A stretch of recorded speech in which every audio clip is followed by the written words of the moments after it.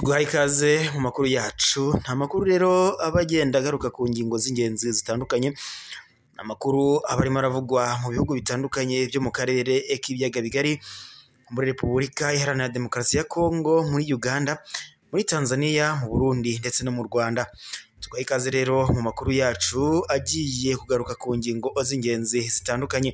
Wowe rero udukurikira aho waba uri hose, waba uri muri Tanzania, waba uri muri Uganda, waba uri mu Burundi, muri Kongo ndetse no mu Rwanda, tutibagiwe n'abadukurikira bari mu karere k'ibiyaga bigari mwese, tubahe ikaze mu makuru yacu kuri chaîne yanyu ya Bisobanukirwe Official.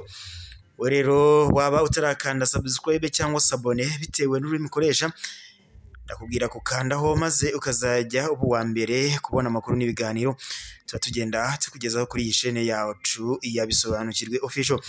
Tubahe ikaze rero mu makuru yacu, tugiye guhera mu makuru arimo aravugwa muri Repubulika Iharanira Demokarasi ya Kongo, agahinda ndetse n'imyigaragambyo bikomeje kuvugwa n'umutekano muke muri iki gihugu cya Repubulika Iharanira Demokarasi ya Kongo, aho abantu bakomeje kwicwa, ibintu bikomeje kwangirika, abandi barimo guhunga umusubirizo.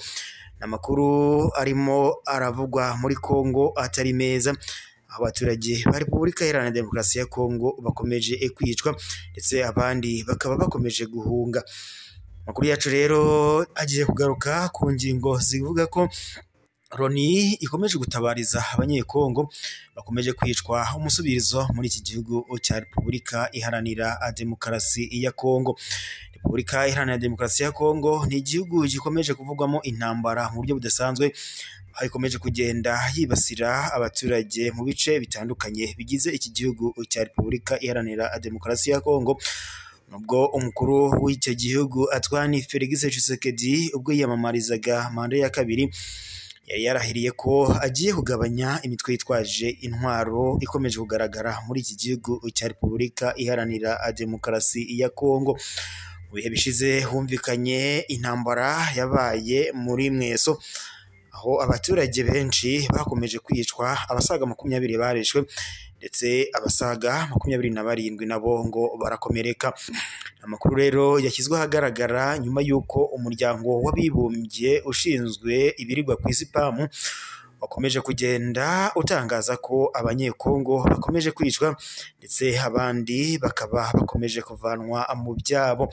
Ishami rero ry'umuryango w'abibumbye ryita ku biribwa PAM ririmo riratabariza abasivile bakomeje gutesekara mu burasirazuba bw'iki gihugu cya Repubulika Iharanira Demokarasi ya Kongo, aho ndetse ritangaza ko rikeneye byihutirwa nibura miliyoni 543 z'amadolari yo kugira ngo bakomeze gufasha bano baturage bakomeje kwicwa ndetse abandi bakavanwa mu byabo, nk'uko bikomeza kugenda bitangazwa n'iri shami ry'umuryango w'abibumbye.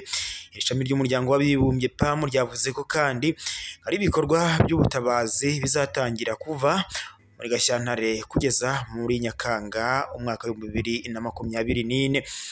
Igihugu cya Kongo cyakomeje kugenda kivugwamo intambara, aho umutwe wa M23 ukorera mu burasirazuba bwa Repubulika Iharanira Demokarasi ya Kongo wama watanye mu mitwe n'izi ngabo za FARDC cyangwa se z'iki gihugu cya Repubulika Iharanira Demokarasi ya Kongo. Abaturage benshi bakomeje kuhasiga ubuzima ndetse abandi nabo bagakurwa mu byabo. Amakuru rero yakomeje kugenda avugwa mu bitangaza amakuru bitandukanye. Mu gihe gishize humvikanyemo intambara idasanzwe hagati y'umutwe wa M23 ndetse na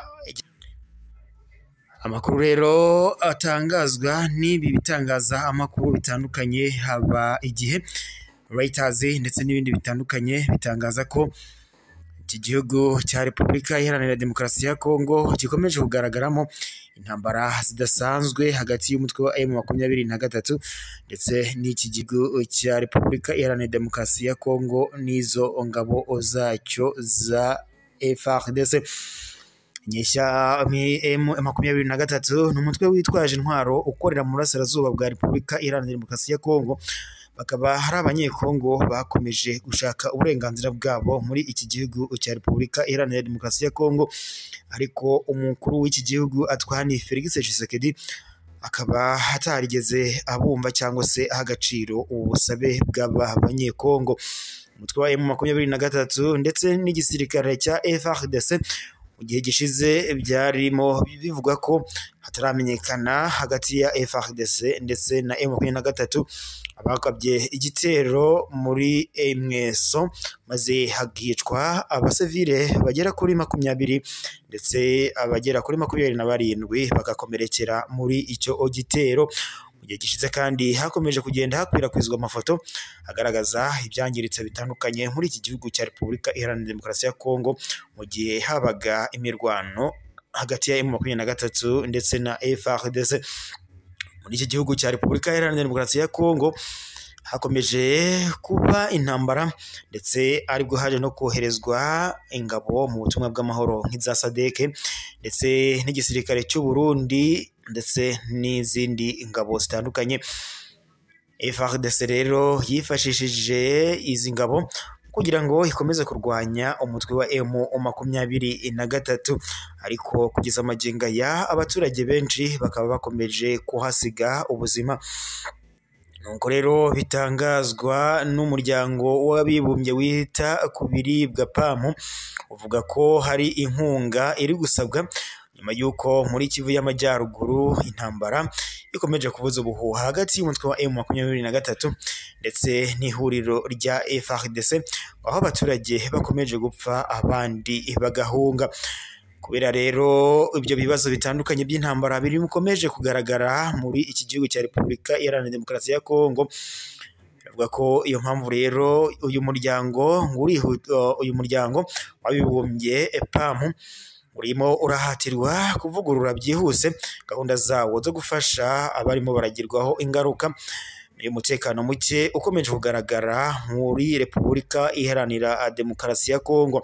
Uyu muryango ukaba watangaje ko ukeneye byibuza miliyoni 543 z'amadolari kugira ngo ukore ibyo bikorwa by'ubutabazi muri aya mezi 6 ari imbere.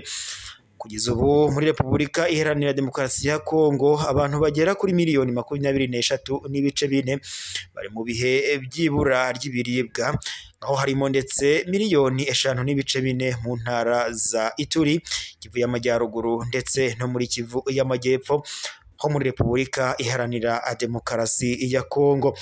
Iki gihugu cya Repubulika Iharanira Demokarasi ya Kongo cyakomeje kugaragaramo intambara zitandukanye, aho umutwe wa M23 wakomeje guhangana n'igisirikare cya FARDC ndetse uyu mutwe wa M23 ukaba wari waragiranye ibiganiro na Twani Felix Tshisekedi kugira ngo uyu mutwe witwaje intwaro nawo uhabwe uburenganzira muri iki gihugu cya Repubulika Iharanira Demokarasi ya Kongo.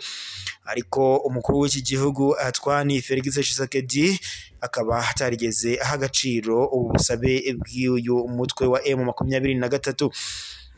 Twani Felix Tshisekedi yatangaje ko nyuma y'uko yiyamamarije kuyobora manda ya kabiri iki gihugu cya Kongo, yatangaje ko agomba gushyira imbaraga ndetse no mu kurwanya iyi mitwe yitwaje intwaro ikomeje kugaragaza ibura ry'umutekano cyangwa se guhungabanya umutekano muri iki gihugu cya Repubulika Iharanira Demokarasi ya Kongo. Umutwe wa M23 wakomeje gushaka uburenganzira bwawo, aho ndetse iki gihugu cya Repubulika Iharanira Demokarasi ya Kongo cyakomeje gushinja leta y'u Rwanda ko yaba ifasha umutwe wa M23 mu guteza umutekano muke muri iki gihugu cya Repubulika Iharanira Demokarasi ya Kongo. Ariko ibyo birego leta y'u Rwanda ikaba yarabyamaganiye kure ndetse ikaba yaratarigeze ibyemera kuko ibyo byose nta gihamya bifite. Umutwe wa M23 watangiye mu mwaka wa 2013 aho wakomeje kurwana n'izi ngabo za FARDC ziri muri Repubulika Iharanira Demokarasi ya Kongo, ndetse hakaba harasigizweho n'izindi ngabo za SADC kugira ngo zikomeze gufasha igisirikare cya FARDC kurwanya uyu mutwe wa M23 ukomeje kuba urwanira mu burasirazuba bwa Repubulika Iharanira Demokarasi ya Kongo. Mu gihe gishize umutwe wa M23 watangaje ko wari washyizeho ukizwi nka curfew mu ndimi z'amahanga, bikaba byari mu rwego rwo gukomeza kwicungira umutekano mu duce twigaruririwe n'uyu mutwe wa M23, aho yari yatangaje ko ibikorwa muri uduce twose igenzura bizajya bifunga saa 12 n'igice za nimugoroba, bikongera gufungura saa 12 za mu gitondo.